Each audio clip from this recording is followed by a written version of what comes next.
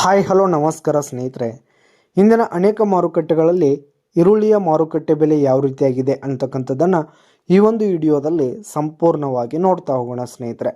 ಮೊದಲಿಗೆ ಪುಣೆ ಮಾರುಕಟ್ಟೆಯಲ್ಲಿ ಒಂದು ಕ್ವಿಂಟಲ್ ಈರುಳ್ಳಿಯ ಬೆಲೆ 600 ರೂಪಾಯಿದಿಂದ 2000 ರೂಪಾಯಿ ತನಕ ಇರುವಂಥದ್ದು. ಹಾಗೆ ಬಿಜಾಪುರ ಮಾರುಕಟ್ಟೆಯಲ್ಲಿ 1000 ರೂಪಾಯಿದಿಂದ 1850 ರೂಪಾಯಿ ತನಕ ಇರುವಂಥದ್ದು. ಹಾಗೆ ಗುಲ್ಬರ್ಗ ಮಾರುಕಟ್ಟೆಯಲ್ಲಿ ಒಂದು ಕ್ವಿಂಟಲ್ ಈರುಳ್ಳಿಯ ಬೆಲೆ 1000 ರೂಪಾಯಿದಿಂದ 2200 ರೂಪಾಯಿ ತನಕ ಇರುವಂಥದ್ದು.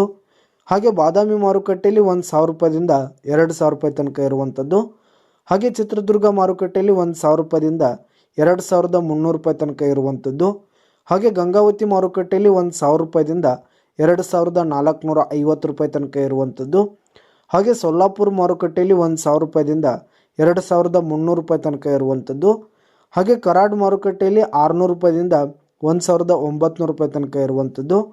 ಹಾಗೆ ಸಾಂಗ್ಲಿ ಮಾರುಕಟ್ಟೆಯಲ್ಲಿ ಒಂದು ಕ್ವಿಂಟಲ್ ಈರುಳ್ಳಿಯ ಬೆಲೆ 600 ರೂಪಾಯಿದಿಂದ 1950 ರೂಪಾಯಿ ತನಕ ಇರುವಂಥದ್ದು.